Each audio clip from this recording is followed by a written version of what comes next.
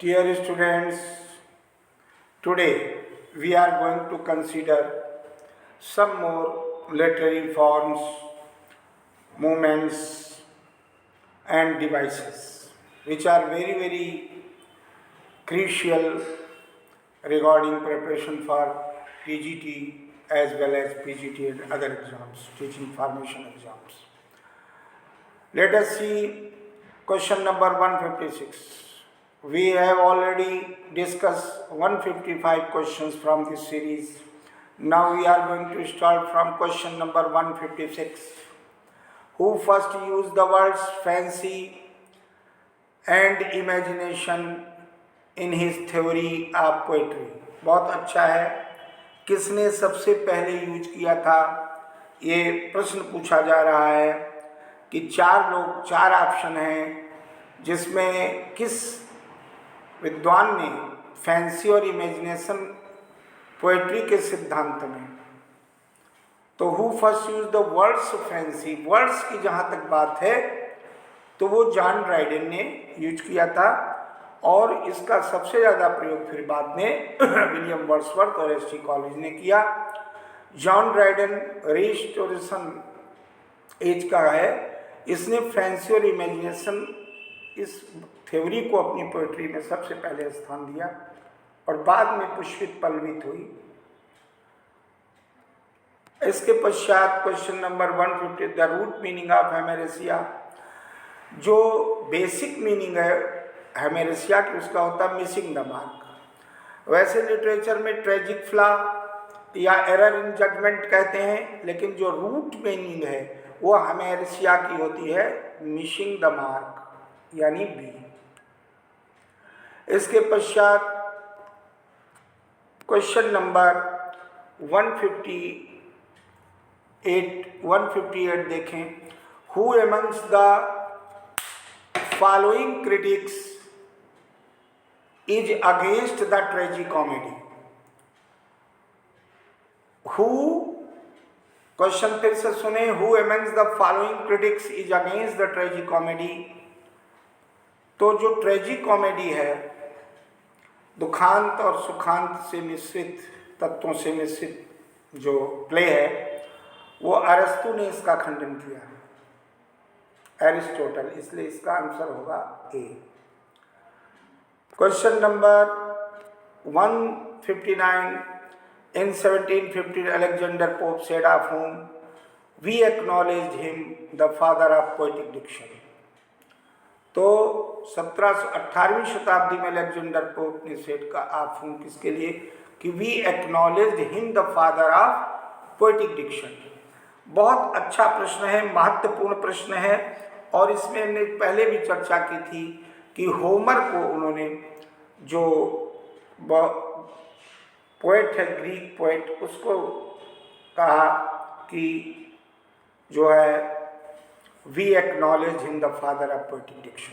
Poetic diction का, काव्य भाषा का वो जनक की मान्यता देते हैं, फादर की मान्यता देते हैं. इसके बाद question number 160, who says that art is the witness of the glory of God. कला जो है ईश्वर की ये वैभव का साक्ष्य है. ये चर्चा की थी हम लोगों ने पहले भी और फिर एक बार कह रहे हैं कि जो पैथेटिक फैलेसी का इन्वेंटर था जॉन रस्किन, उसने कहा था art is the witness of the glory of God, यानी B. Next question, who coined the word aesthetics for the science of perpetual cognition. बहुत अच्छा प्रश्न है. 4 ऑप्शन अलेक्जेंडर, आप देख रहे हैं कि 4 ऑप्शन हैं, उसमें अलेक्जेंडर और बॉम-गार्टनर का नाम आया, क्रीव्स का आया, हर्बर्ट रीड का आया और वाल्टर पेटर का आया. तो मैंने पहले भी चर्चा की थी कि ये जो aesthetics for the science of perpetual cognition, एक वर्ड है कि जो सौंदर्य विज्ञान शास्त्र है वो विज्ञान के लिए है। परपेचुअल कॉग्निशन, जिसको एक निरंतर संबंध में सीजलेसली, अनवरत, नितांत जरूरी बताया एस्थेटिक्स को, वो अलेक्जेंडर बॉम-गार्टनर ने ऐसा कहा है। तो इसका होगा ए। इसके पश्चात क्वेश्चन नंबर 162, लेट अस सी, ट्रांसीडेंटल क्लब, जिसमें लोक परलौकिक यानी पारलौकिकवाद इसको कहते हैं। पारलौकिकवाद क्लब जो है ये ग्रुप था। इस ग्रुप में किस देश के विद्वानों का समूह था? तो 4 ऑप्शन है, French critics, German critics, American intellectuals, Irish dramatist. तो जो राल्फ वाल्डो एमर्सन वगैरह हैं, जिनको ट्रांसेंडेंटल क्लब का प्रमुख कहा जाता है, और मार्गरेट फुलर हैं, इन सब लोगों ने एक समूह बनाया जिसमें पारलौकिकवाद, अध्यात्म के द्वारा किस प्रकार से व्यक्तिवादी दृष्टिकोण को बल दिया और जो अध्यात्म के मार्ग पर चलने से हमें कैसे अपनी भावनाओं को, हर व्यक्ति को किस प्रकार से अध्यात्म से जोड़कर आगे बढ़ना चाहिए, इसकी वकालत की। तो ये अमेरिकन इंटेलेक्चुअल्स का ग्रुप था, मार्गरेट फुलर, और जिसके प्रमुख थे राल्फ वाल्डो एमर्सन। इसके पश्चात क्वेश्चन बहुत महत्वपूर्ण आ रहा 163, symbolism as a movement owes its origin in the Parnassianism. Parnassianism ये फ्रेंच वाद, जो पारनेसियनवाद, इम्प्रेशनिज्म प्रभाववाद, एक्सप्रेशनिज्म अभ्यक्तवाद। अब इसमें सिंबॉलिज्म माने प्रतीकवाद है। तो देखिए, मैंने चर्चा की थी पहले कि एक्सप्रेशनिज्म का मतलब होता है अभिव्यक्तिवाद। अभिव्यक्तिवाद जो 20वीं सदी के प्रारंभ में प्रारंभ हुआ, और जो यथार्थवाद और प्रकृतिवाद की विपरीत यानी उसकी प्रतिक्रिया में ये उत्पन्न हुआ। और ये भी चर्चा की थी कि प्रकृतिवाद, इसके आगस्ट स्ट्रिंडबर्ग जो है वो जनक हैं एक्सप्रेशनिज्म के। तो इसमें प्रतीक का प्रयोग किया जाता है और सिंबॉलिज्म में भी प्रतीक का। तो सिंबॉलिज्म जो मूवमेंट था वो वास्तव में एक्सप्रेशनिज्म, उसकी उत्पत्ति जो है ये इस आंदोलन की ऋणी है। प्रतीकवाद एक आंदोलन के रूप में आभारी किसका है? एक्सप्रेशनिज्म का, जिसमें यथार्थ और अभिव्यक्ति जो अपने मन की बात है, जिसमें यथार्थ और प्रकृतिवाद को नहीं बल्कि इंडिविजुअल जो सब्जेक्टिव है नहीं, उसको ऑब्जेक्टिव थ्योरी को लेके चले कि जो अंतर्द्वंद है, मन की भावनाएं हैं, उसको कैसे व्यक्त करना है और किस प्रकार से प्रतीकों के माध्यम से उसका प्रयोग करना। और अध्यात्म पर भी इसमें बल दिया गया। जहाँ तक प्रभाववाद की बात है, इम्प्रेशनिज्म, उसमें साहित्य में जो प्रभाववाद है, जो बी नंबर पे है, उसको मैं बता दूं, एक लेखन शैली है जिसमें किसी भी सीन या मोमेंट पर जो किसी साहित्य में जो दृश्य है या क्षण है उसको पकड़ा जाता है, उसको कैच किया जाता है, बजाय उसका विस्तार से वर्णन किया जाए, न कि विस्तृत वर्णन न करके उसके अंदर सार क्या है उस विजुअल का, तो उस दृश्य का या उस क्षण का, ये माना जाता है। और जहाँ तक ये आपने देखा, सेकेंड हाफ में जो फ्रेंच पोइट्स हैं जिनको परनेशियनिज्म कहते हैं, परनेशियनवाद, ये कला को, एक साहित्यिक रचना को भावनात्मक प्रभाव के बजाय उसको अपने महत्व के आधार पर, छंद पर ज़्यादा जोर दिया जाए, इसको उन्होंने किया। ये भी फ्रेंच पोइट्स थे। लेकिन सिंबॉलिज्म का, ये तो हम लोगों ने डिस्कस कर दिया, आप समझ लें, लेकिन सिंबॉलिज्म का जो उत्पत्ति का आधार है वो एक्सप्रेशनिज्म है। इसलिए इसका एप्रोप्रिएट आंसर होगा सी, जिसके आगस्ट स्ट्रिंडबर्ग जनक थे। फिर आता है who is the author of the critical essays, the seventh type of ambiguity. तो ये जो है रिपीट हो रहा है।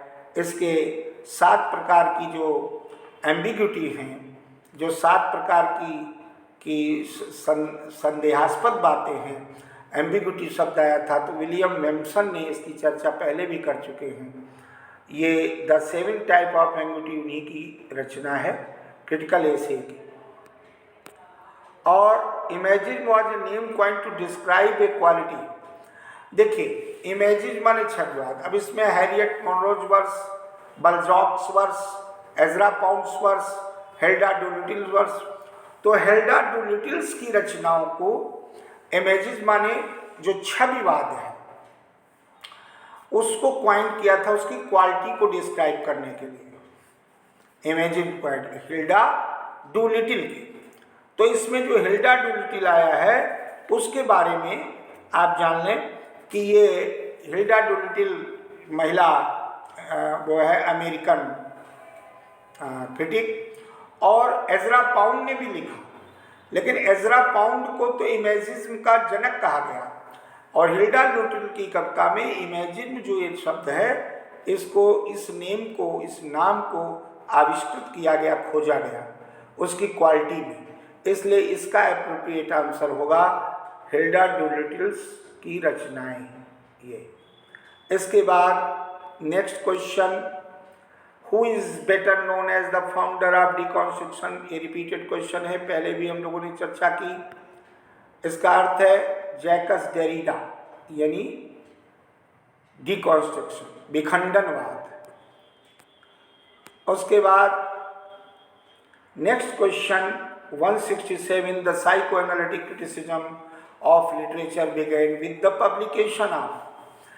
तो इसमें मैं आपको बताना चाहूँगा साइको एनालिटिक जो क्रिटिसिज्म लिटरेचर का है, यानी मनोविश्लेषणात्मक आलोचनावाद साहित्य में, ये शुरू हुआ किसकी रचना से। तो मैंने इसकी चर्चा पहले भी की थी, तो आप लोगों ने देखा था कि जो सिगमंड फ्रूड्स का इंटरप्रिटेशन है ऑफ ड्रीम्स, सिगमंड फ्रूड्स के इंटरप्रिटेशन ऑफ ड्रीम्स नामक रचना से साइको एनालिटिक क्रिटिसिज्म की शुरुआत हुई। इसलिए इसका ऑप्शन होगा ए। इसके पश्चात let us see question number 168। देखें, who coined the term new historicism. तो इसकी भी चर्चा हम लोगों ने की थी। जो स्टीफन ग्रीनब्लैट हैं उन्होंने इस शब्द की खोज की, इसलिए इसका एप्रोप्रिएट आंसर सी। इसके पश्चात वर्स डिलेब्रे, ये इसका मतलब होता है अतुकांत कविता। ये फ्रेंच वर्ड है वर्स डिलेब्रे, ब्लैंक वर्स, जिसमें आइम्बिक पेंटामीटर विदाउट राइम, 10 मात्रा वाला छंद जिसमें पेंटामीटर हो, 5 चरण हो, लेकिन उसमें तुक बंदी न हो, उसको कहते हैं vers libre. And unstressed followed by a स्टेट। तो आपको बताया पहली अनस्टेट सिलेबल हो और दूसरी स्टेट सिलेबल हो, उसको क्या कहते हैं, आइम्बिक पेंटामीटर। क्या, जैसे कंप्लीट, कम धीरे से बोला, कंप्लीट, लीट, तो आइम्बिक मीटर कहते हैं, यानी कि बी।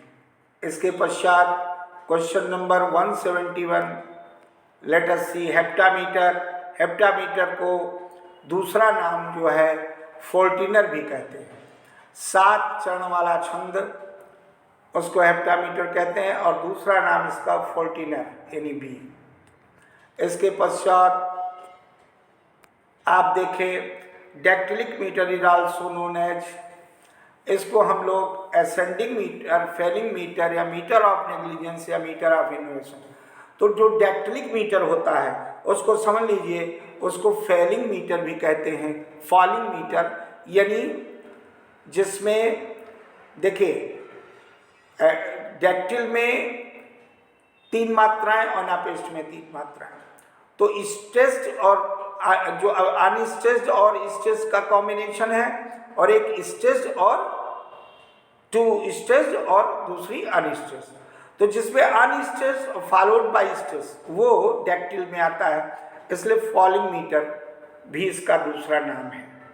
उसके बाद iambic meter also called the rising meter because, अभी अच्छा प्रश्न है, अब सीधे सीधे आप कर सकते हैं कि इसके अंतर्गत the stress falls at the end of the, पहला अनस्ट्रेस दूसरा स्ट्रेस, तो आइम्बिक मीटर का एक दूसरे दर्ज से परिभाषा करने में द स्ट्रेस वाला यानी कि a, the stress falls at the end of the, पहली अनस्ट्रेस सिलेबल दूसरी स्ट्रेस तो बाद में आती है, इसलिए ए भी डिफाइन किया जा सकता है। फिर आता है half rhyme is also called is imperfect rhyme. देखिए वीकेंड राइम का मतलब होता है ऐसी कविता जिसमें जो लय है तुकबंदी है वो कमजोर हो, राइम रिचे जिसमें समृद्ध हो। अब ये जो है राइम रिचे में बिल्कुल होमोनिम्स टाइप की होती है, जैसे हमने कहा कोई भी शब्द लिया और हमने कहा कि SEEN सीन और SCENE सीन, अब उच्चारण एक सा मीनिंग अलग, वो राइम इम्परफेक्ट हाफ राइम को कहते हैं, इसलिए इसका एप्रोप्रिएट आंसर होगा सी। क्या होगा? सी। इसके बाद next question, assonance is the repetition of vowel sound and here only the sound is consonant. The form of consonance, the repetition of consonant at the beginning of words, no, the repetition of consonant sound here only the spelling is considered। तो आप जानते हैं assonance में स्वरों की आवृत्ति होती है, वावेल साउंड की आवृत्ति होती है, तो यहाँ पर इसका ऑप्शन होगा ए। कौन होगा? ए। इसके बाद question number 176, a natural song strong part within line is known as, एक नेचुरल स्ट्रॉन्ग पार्ट जो विराम चिन्ह उसको सेसुरा कहते हैं। क्या कहते हैं? सेसुरा। D.H. Lawrence was a Pioneer of, बहुत अच्छा प्रश्न है, अभी साइको एनालिटिकल फिक्शन की बात आई थी, तो D.H. Lawrence psycho analytical fiction के मनोविश्लेषणात्मक उपन्यास के जो है पायनियर हैं, प्रमुख हैं, अग्रणी हैं, इसलिए बी ऑप्शन होगा। इसके पश्चात question number 178, what is term plagiarist? तो producer of plays, director of plays, one who passes off as one's own what has been written by some, दूसरे की नकल करना, अनुकरण करना, ये आता है सी। इसका ऑप्शन हो गया सी। और लास्ट क्वेश्चन आज का 179, the term new critics was used for the first time by, ये न्यू क्रिटिक्स का जो टर्म है सबसे पहले, आइए रिजल्ट्स, ये रिपीटेड क्वेश्चन है और इसको हम लोगों ने पहले भी देखा। तो आज हम लोगों ने डियर स्टूडेंट्स 179 क्वेश्चन तक देखा। अब एक उसमें जितने भी क्वेश्चन आ जाते हैं, मतलब लगभग 20 से 25 के अंतर्गत वो सब शामिल किए जाते हैं और फिर 20-25 का ही इसका रेशियो रहता है। इसको जितना the more you practice the more you gain. मैं कहना चाहूँगा कि these are very very significant regarding preparation for examination for TGT as well as PGT and other UGC NET JRF etc. So please listen it carefully and watchfully. If you try to understand and inculcate your minds through practice, through audio video, it will be more beneficial regarding preparation for examination. Thank you very much। इस प्रकार से